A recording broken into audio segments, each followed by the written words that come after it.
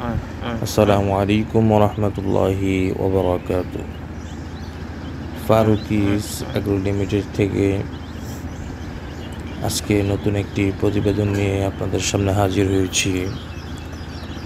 তো আজকের প্রতিবেদনে কিছু মর্মান্তিক বিষয় আপনাদের সামনে উল্লেখ করব। সেটা হচ্ছে যে আমার যে মুরগিটিকে আপনারা এখন দেখতেছেন বাচ্চা সহ, তো এই মুরগিটির ভিডিও আমি ইতিপূর্বে আপনাদের মাঝে দিয়েছিলাম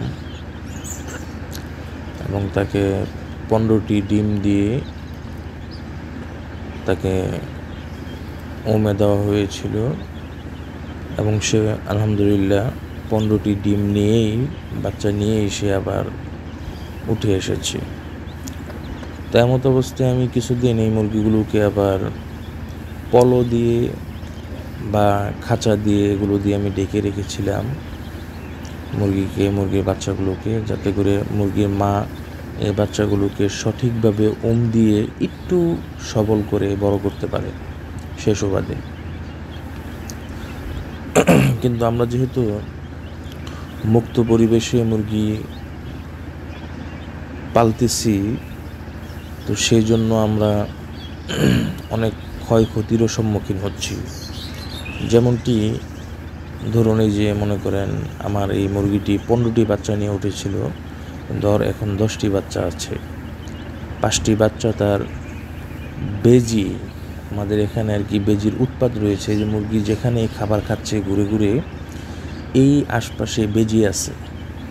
তো এই বেজিগুলো দেখা যায় উৎপেতে থাকে, যে কখন মুরগি মা একটু অন্যদিকে তার মন থাকে, এই জিনিসগুলো বেজি খেয়াল করে তখন দেখা যায় একটি বাচ্চা করে সে নিয়ে উধাও হয়ে যায়। এবং আমি ওটা চিন্তা করতেছিলাম যে আমি তো এদেরকে আমি খুব যত্ন সহকারে এবং সবসময় দেখে রাখতেছি, বাচ্চা কেন কমতেছে?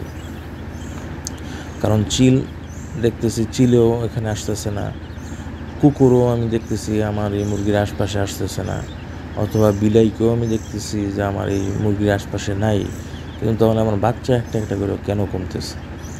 তখন আমি যখন এদেরকে রেখে একটু দূরে গিয়ে আমি পরিদর্শন করতেছিলাম, এমত অবস্থায় আমি দেখলাম যে বেজি এসে এই বাচ্চাগুলোকে একটাকে নিয়ে চলে যায়, বেজি খেয়ে ফেলে। তো এমত অবস্থায় আমি যেটা আপনাদের মাঝে শেয়ার করতে যাচ্ছি সেটা হচ্ছে, মুরগি যদি আমি মুক্ত পরিবেশে পালি, সেটা খুবই ভালো, দেশি মুরগির ক্ষেত্রে খুবই ভালো, কিন্তু আপনার যথেষ্ট শ্রম এদের পিছনে দিতে হবে, অন্তত 2 মাস পর্যন্ত। কারণ 2 মাসে একটা মুরগি প্রায় অনেকটাই বড় হয়ে যায়, তখন আর কি নিরাপদ থাকে এবং তখন আর এই বেজি বা চিল বা বিড়াল এই সমস্ত মুরগিগুলোকে তখন ধরার মতো ক্যাপাসিটি থাকে না এবং ধরতেও পারে না।